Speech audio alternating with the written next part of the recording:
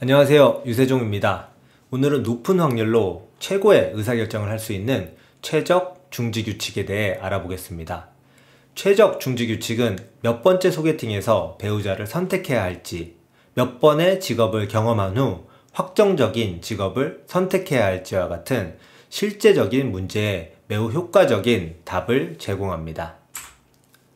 빠르게 변화하는 사회에서 신중하게 기다리며 선택하는 것이 좋을까요? 아니면 일을 조금 잘못하더라도 뭐라도 새롭게 시도하는 것이 좋을까요? 신중하게 기다리며 선택할 경우 많은 기회를 놓칠 수 있겠죠? 일단 뭐든지 시도해 볼 경우 실수할 가능성은 높아지겠지만 잘못된 일을 개선하면서 더 많고 더 좋은 기회를 만들 수 있습니다. 따라서 저는 굳이 두 개 중 하나를 선택하자면 신중하게 기다리는 것보다 일단 시도해 보는 것이 오늘날의 사회에 조금 더 좋은 것 같습니다. 정보 없이 내린 빠른 의사결정이 좋은 결과를 만들어낸 사례를 하나 보고 가도록 하겠습니다. 기발한 치킨은 2016년 이슈가 된 연예인의 말다툼을 소재 삼아 가성비 높은 광고를 만들었습니다. 8년 전 연예인 두 분은 큰 화제가 되었습니다. A씨와 B씨는 촬영 중 바닷가 근처에서 말싸움을 했는데요. 카메라가 켜져 있어서 모든 상황이 촬영되고 공개되었습니다. 2016년 화제가 된 영상을 짧게 보고 가겠습니다. 보는 건 좋아? 아니. 너 어디서 반말하니? 아니. 추워가지고. 아니야. 언니 저 마음에 안 들죠? 기발한 치킨 광고는 두 연예인의 갈등이 고조되는 지금 너 어디서 반말하니와 저 마음에 안 들죠를 기가 막히게 패러디해서 엄청나게 효과적인 광고 캠페인을 만들었습니다. 화제의 영상을 패러디한 기발한 치킨 영상을 보고 가도록 하겠습니다. 너 어디서 반말이니? 아니. 치킨 한 마리지. 언니 치킨 마음에 안 들죠? 반말이네? 아니 이거 한 마리라니까요. 반말이잖아.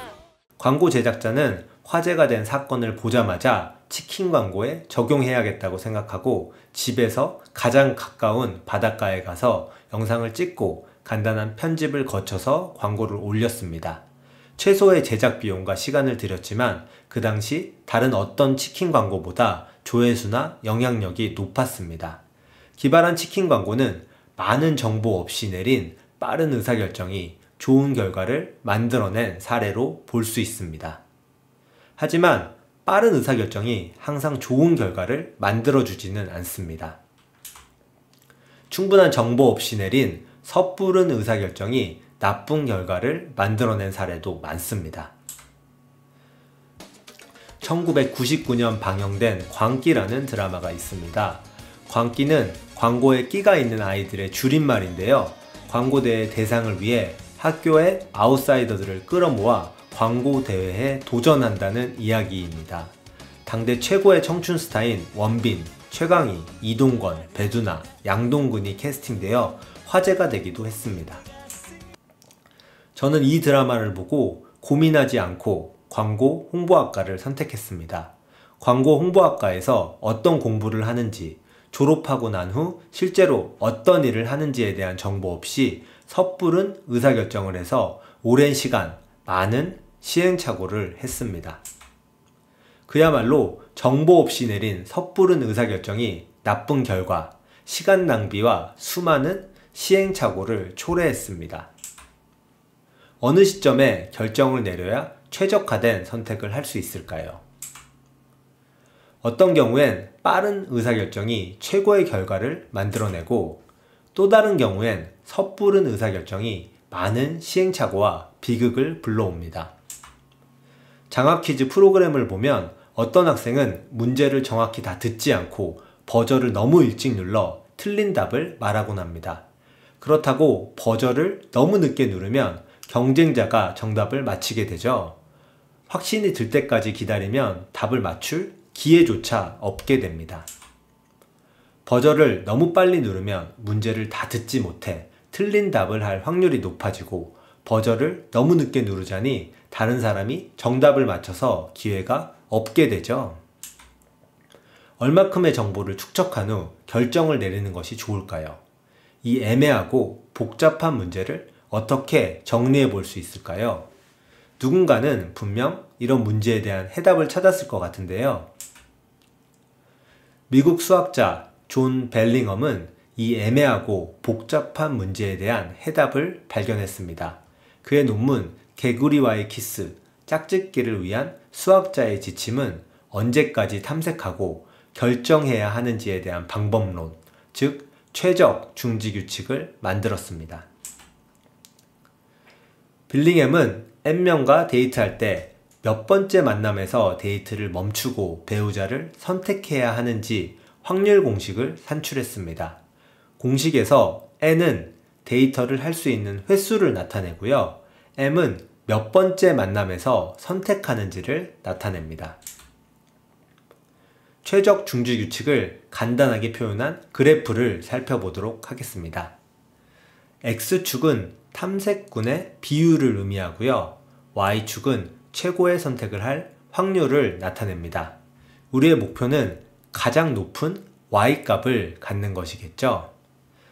X축을 따라가 보면요. 우리가 10%만 탐색하고 결정을 내리면 최고의 선택을 할 확률 Y가 10%가 조금 넘습니다.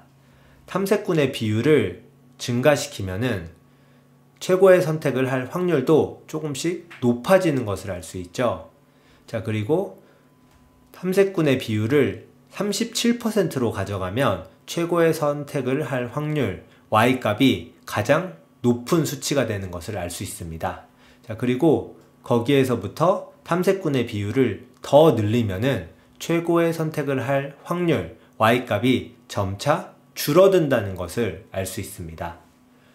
즉, 수학적으로는 선택지 중 37%를 탐색한 후 기준을 세우고 그보다 나은 것을 선택할 때 최고의 결정을 내릴 확률이 가장 높다는 것이죠.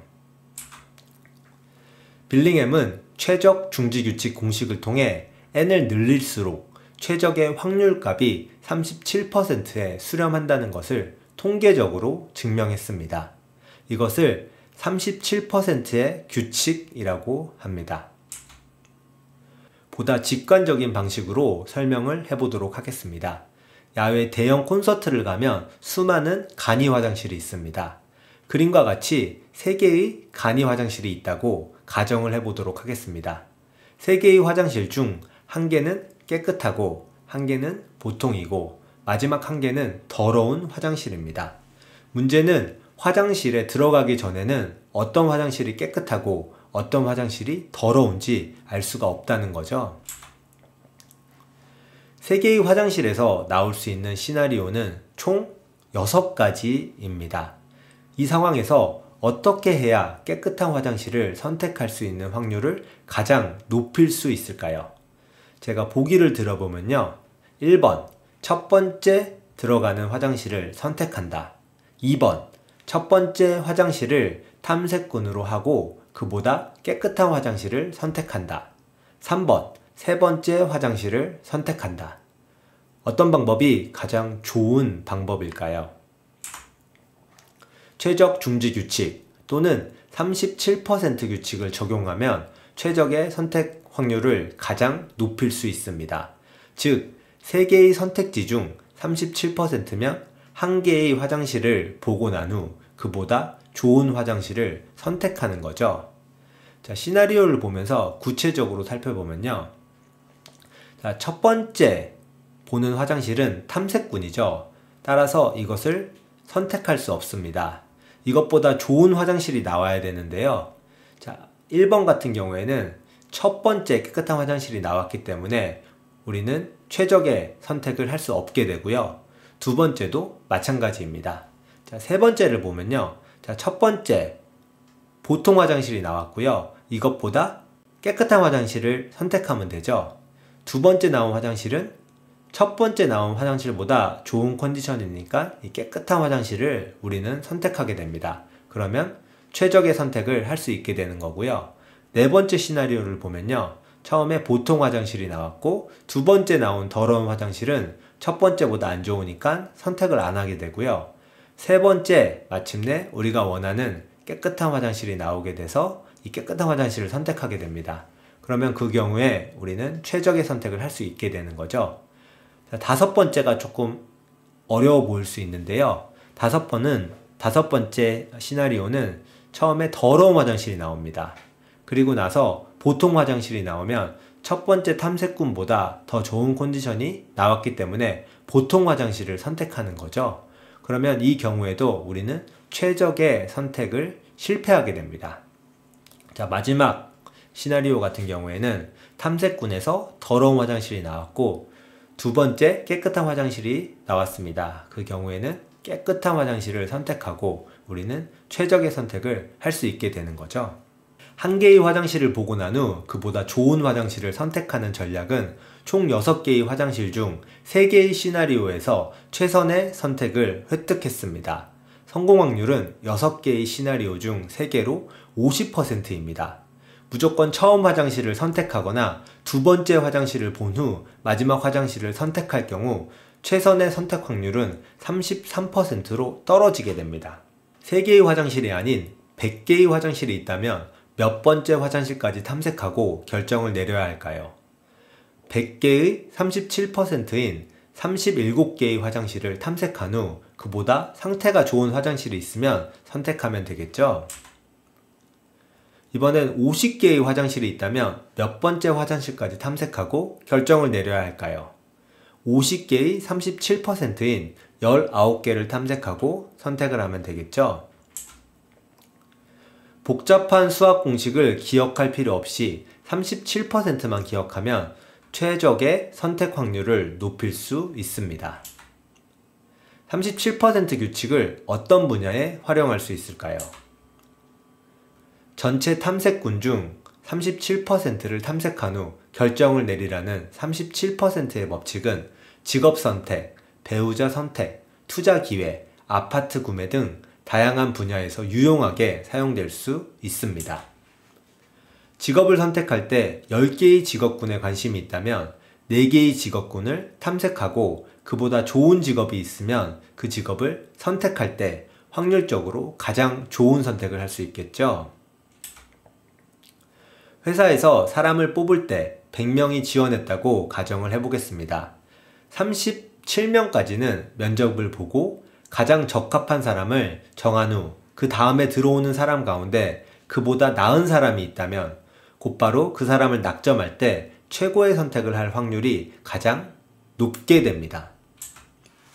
심지어 배우자를 선택할 때도 유용하게 적용될 수 있습니다. 10번의 소개팅을 한다고 가정하고 배우자를 선택할 때 어떻게 하는 것이 최선의 선택을 할 확률을 높일 수 있을까요?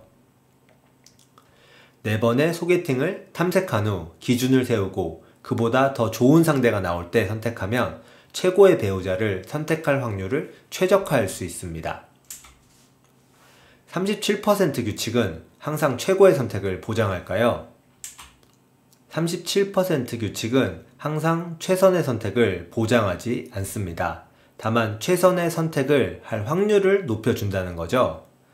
제 개인적인 이야기를 한번 해보면요. 저는 중학교 2학년 때 만난 중학교 동창과 결혼을 했습니다. 37% 규칙과는 거리가 먼 배우자 선택을 한 거죠. 더 많은 사람을 만나 탐색한 후 결정했어야 수학적으로는 최고의 선택을 할 확률을 높일 수 있었습니다. 하지만 37% 규칙을 따랐다면 지금의 배우자를 보냈어야 했겠죠. 최적 중지 규칙에서는 한번 선택하지 않은 것은 다시 돌아갈 수 없습니다. 하지만 인생의 많은 의사결정의 경우 선택하지 않았던 대안으로 돌아갈 수 있기 때문에 선별적으로 최적 중지 규칙을 사용해야 합니다. 최선의 선택이 처음 만난 사람일 수 있기 때문에 마음속에서 확신이 든다면 다른 대안과 비교 없이 선택해도 최선의 선택을 할 수는 있습니다. 다만 37% 규칙을 따르면 더 높은 확률로 최선의 선택을 할 수 있습니다.